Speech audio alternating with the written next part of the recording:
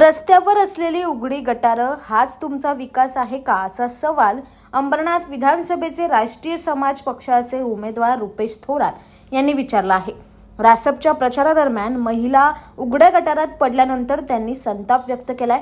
अंबरनाथ शहरात राष्ट्रीय समाज पक्षाचा प्रचार सुरू असताना आंबेडकर नगर परिसरात एका झाकण नसलेल्या उघड्या गटारात प्रचार करणारी महिला पडल्याची घटना घडली होती। या घटनेचं सीसीटीव्ही देखील समोर आलं होतं। यानंतर राष्ट्रीय समाज पक्षाचे उमेदवार रुपेश थोरात यांनी याबाबत तीव्र नाराजी आणि संताप व्यक्त केला।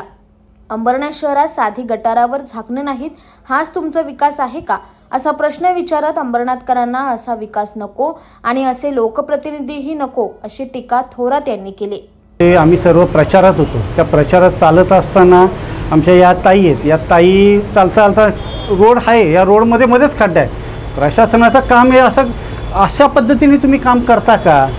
ज्या वेळेला आपण अंबरनाथ शहराचा विकासाच्या नावाने आपण फार मोठ्या गप्पा मारतो आणि ज्या वेळेला आपण बोलतो की आम्ही खूप मोठा विकास केला आहे, एवढा निधी आणला आहे, सर्व गोष्टी केल्या, आणि हे करत असताना तुमच्या कामाची क्वालिटी तुम्ही दाखवता, मध्येच रोडमध्ये तुमचा खड्डा दिसतोय, माणूस चालता चालता त्या खड्ड्याकडे बघत असं चालायचं का?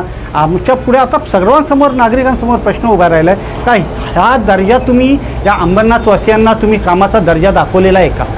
अंबरनाथमध्ये अंबरनाथवासियांना अशा प्रकारचा विकास नको आणि अशा प्रकारच्या विकासाच्या गप्पा मारणारे लोकप्रतिनिधी पण नको, ही सर्वांची भूमिका। आणि सर्वांनी आम्हाला आज फोन करून सगळ्यांनी सांगितलं की आम्ही खंबीरपणे तुमच्या पाठीशी उभे आहोत। Bureau report, AB fast news, Ambernath.